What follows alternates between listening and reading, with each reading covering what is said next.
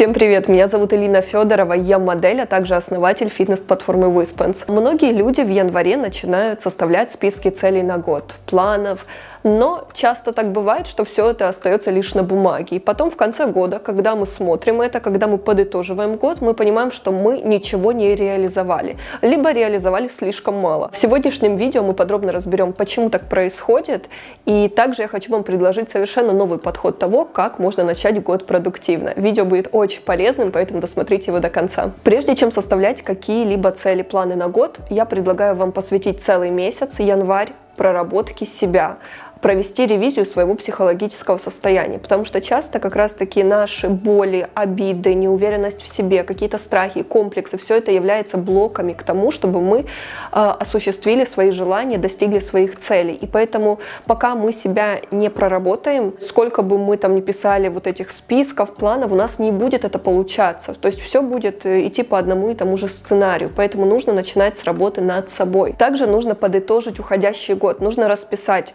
что у вас получилось, что не получилось. И опять-таки не для того, чтобы там заниматься самобичеванием, расстраиваться, разочаровываться в себе, либо там наоборот радоваться, какой я молодец. Нет, мы это делаем для того, чтобы просто проанализировать, для того, чтобы понять, нужны нам эти цели, не нужны. Возможно, если мы чего-то не достигли, может, мы и не хотели.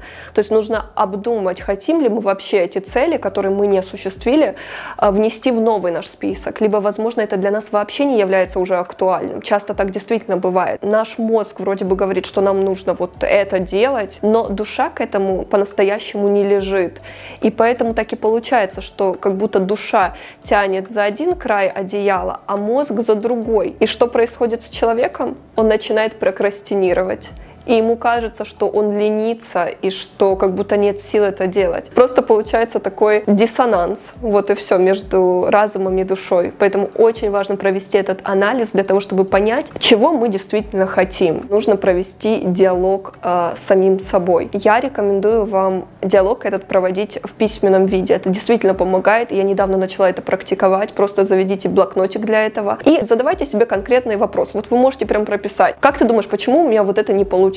Как ты думаешь, это действительно то, чего я хочу, либо что я хочу? То есть вы задаете себе вопрос, и потом сами на него себе отвечаете. Вы отвечать можете в любой форме, как угодно. Если вы даже сразу не знаете, как ответить, пишите первое, что придет вам в голову. То есть это никто проверять не будет, никто это читать не будет. Если вы там переживаете, вы можете вообще это сжечь, порвать потом. Тут важно просто вот поток мыслей, пусть даже это глупым будет вам казаться, просто пишите, пишите, чем больше, тем лучше. И когда вы будете вот таким образом все это прописывать, вы удивитесь, как ваше подсознание будет вам выдавать такие ответы, которые вас могут действительно шокировать. Вы поймете, что вся информация, она есть в нас самих. И часто так бывает, нам кажется, что ой, какой-то психолог, коуч сейчас все решит. На самом деле, ребят, специалист, он только вас подталкивает, задает какие-то вопросы для того, чтобы вы смогли познакомиться с собой, для того, чтобы вы смогли подружиться с собой, для того, чтобы вы могли достать эту информацию из себя. Но на самом деле все ответы есть в вас. Вам просто нужно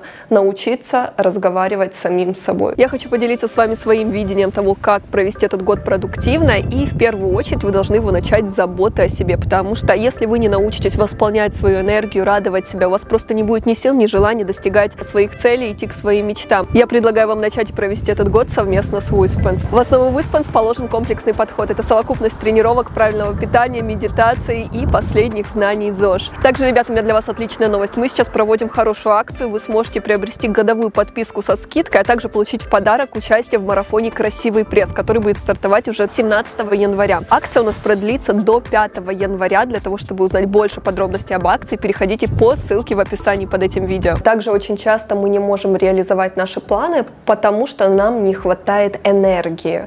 А почему не хватает энергии? Потому что мы расходуем ее на всякие плохие деструктивные вещи. Например, чувство вины, зависть, обида, вот все это лежит грузом на вас, вам тяжело двигаться вперед, и все это высасывает из вас жизненную силу. Поэтому для того, чтобы идти действительно быстро, легко, вам нужно избавиться от этого груза. Скажите, что мне он не нужен. Просто вслух произнесите: я устала нести этот груз, я не хочу, я просто его отпускаю, избавляюсь и хочу легкой походкой побежать в будущее навстречу к своим мечтам. Также хотела сказать насчет обиды. Часто, когда человек обижается, злится на кого-то, вот ему кажется, что вот тем, что он сейчас про него такое плохое говорит, думает, что он как будто выплескивает все это на него. Но часто человек просто сам в этом всем тонет, погрязает, как в болоте, в этом деструктиве, и он сам от этого начинает страдать. Человек реально от обиды может очень серьезно заболеть. Когда человек на кого-то обижается, на самом деле он обижается на самого себя. Это порой сложно признать, понять, но так это работает. Когда в другом человеке мы не видим отголоски себя, когда там нет в этом всем нас,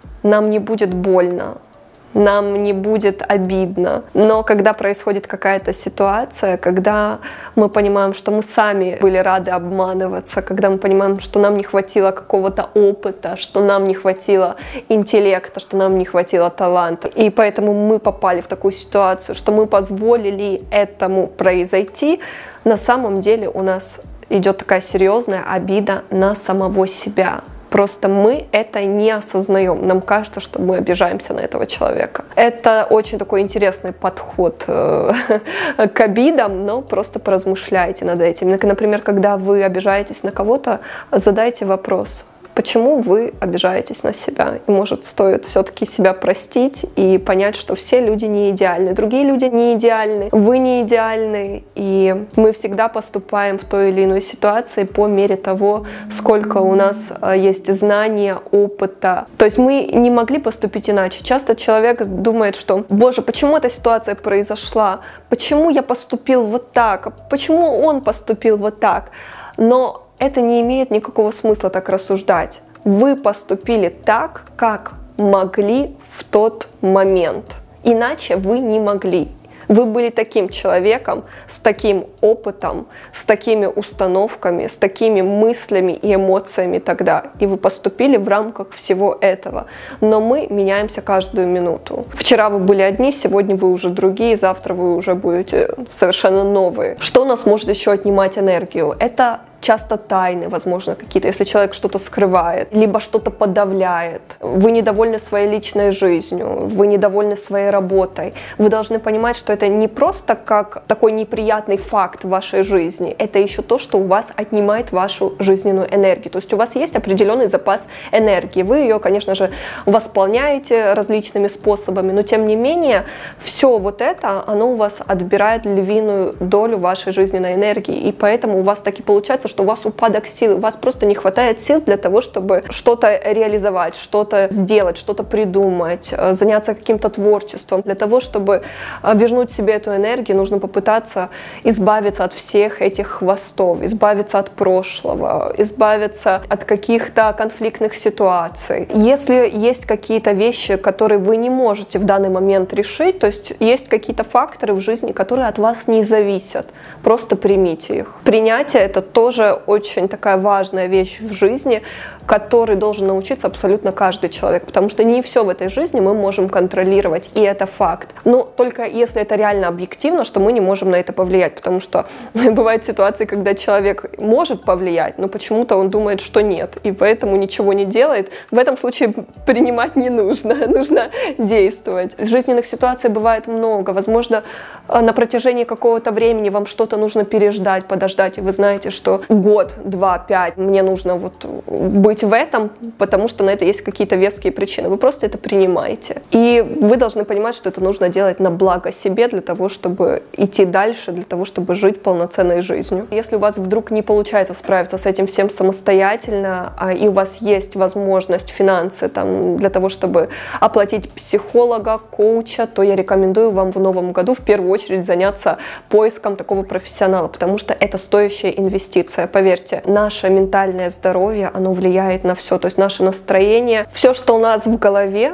потом все это влияет на наше физическое тело. И если у нас какие-то ментальные проблемы, мы начинаем болеть. Конечно же, это сказывается все в целом на наши отношения с родными, на наши отношения там с мужем, с детьми. Все это сказывается на нашем карьерном росте, на нашем вообще ресурсе. Я реально считаю, что даже если там денег и не хватает, но тем не менее это то, куда все равно стоит вкладываться. Также часто бывает, что сил, энергии на реализацию планов нет из-за того, что проблемы со здоровьем. Поэтому также я вам, ребят, очень рекомендую в начале года, прям в первые месяцы, сделать чекап своего здоровья, сдать анализы крови, пройтись по самым основным врачам. Если вас там что-то тревожило, в первую очередь заняться этим. Потому что, например, когда у человека проблемы с щитовидкой, какие-то гормональные сбои, не хватает каких-то витамин, все это сказывается тоже на том, что человек может быть и раздражительным, сонливым, у него нет сил, энергии что-то делать. Как мы можем чего-то достигнуть в этой жизни, если у нас просто нет сил, если человек валится с ног? Итак, давайте перейдем к постановке целей на год. Пропишите, например, 30 целей, которых вы хотели бы достичь. Причем пишите довольно конкретно, не абстрактно. Старайтесь, чтобы ваши цели были вполне понятными, осязаемыми. Также я бы рекомендовала вам в первую очередь подумать над тем, как бы вы хотели отдохнуть. То есть начать не там с каких-то планов там, для карьеры, еще чего-то. Напишите сначала те вещи, которые бы вас наполняли энергией, ресурсом. То есть напишите то, чем бы вы хотели, например, заниматься. Продумайте, куда бы вы хотели отправиться в отпуск, посетить какой-то город, либо полететь в какую-то страну. Напишите те вещи, которые вам нравятся, либо которые вы теоретически хотели бы попробовать, что-то новое для вас. Например, это может быть лепка из глины, какой-то мастер-класс крутой, прохождение каких-то курсов, изучение нового языка. Возможно, вы там хотите начать танцевать, петь, рисовать. Это может быть что угодно. Если вы, например, не определились, что вам по душе, вот вы не знаете, вроде бы все интересно, но и в то же время непонятно, что больше, вы можете постараться попробовать все. Потому что, например, часто, знаете, есть какие-то пробные уроки. Постарайтесь просто попробовать по максимуму, и тогда вы поймете, к чему у вас лежит душа. Также составьте еще один список, где вы подробно распишите шаги того, как вы будете реализовывать каждую из ваших целей. Например, вы хотите отправиться в поход, там, возможно, в горы. Что вам для этого нужно? Во-первых, вам нужна хорошая физическая подготовка, поэтому вам там нужно как минимум 2 тренировки в неделю. Вам нужно купить инвентарь, вам нужно там собрать какую-то сумму денег, вам нужно найти какой-то тур, найти какую-то информацию. Все это подробно должно быть расписано. И так по каждой цели. Внедряйте в свою жизнь планеры, чек-листы, трекеры, потому что это тоже помогает придерживаться тайм-менеджмента и быстрее достигать цели. Это очень эффективные инструменты. Ну и, конечно же, ребят, не переставайте визуализировать, потому что я тоже верю в силу мысли, я верю в то, что когда мы хорошо можем представить конечную точку, куда мы стремимся, нашу цель, причем не только представить, а прочувствовать, тем самым мы тоже ускоряем процесс достижения наших желаний. Задавайте себе такие вопросы. К чему вы стремитесь? Что может вам в этом помочь? Какие привычки могут приблизить вас к вашим целям? Действительно, если вы выработаете в себе какую-то привычку, то вы начнете двигаться куда быстрее, потому что часто мы недооцениваем роль привычек в нашей жизни. Когда мы выполняем какие-то определенные действия на протяжении определенного периода времени, мы потом все это начинаем делать на автомате. Как вы наверняка знаете, мы даже в ущерб своему здоровью, да, делаем что-то на автомате, потому что мы так уже запрограммировали себя. И поэтому очень важно запрограммировать себя в хорошем смысле. То есть, если мы привьем в себе хорошие привычки, мы также вот будем даже неосознанно, там, не думая, просто выполнять одни и те же действия, которые нас будут приближать к нашим мечтам. Вообще ученые говорят, для того, чтобы выработалась привычка, нужно выполнять действия на протяжении 21 дня. Потом для того, чтобы закрепить все это на протяжении 40 дней, и все это должно быть, конечно же, беспрерывно, не пропуская. Но опять-таки тут все неоднозначно, то есть все зависит от ваших индивидуальных особенностей, особенностей вашей психики, вашего характера, того действия, которое вы выполняете, то есть от степени, скажем, сложности. Поэтому тут по-разному бывает. Но помните о том, что это действительно отличный инструмент того, как начать двигаться быстрее. Также, ребят, мне бы очень хотелось порекомендовать вам не смотреть по сторонам, не смотреть на других людей, не сравнивать себя с ними, потому что все мы разные, у каждого свой старт, у каждого свой путь, своя психика, особенности психики, характера. Все мы движемся с разной скоростью в своем собственном темпе. И самое главное — это научиться понимать себя, научиться чувствовать себя, проживать эту жизнь в соответствии со своими желаниями, так как вам комфортно, не заглядывая, что там у соседей. И тогда все будет круто. Ребят, на этом у меня все. Надеюсь, что видео вам понравилось и было для вас полезным. Всех поздравляю с наступающими праздниками, а мы скоро увидимся. Пока!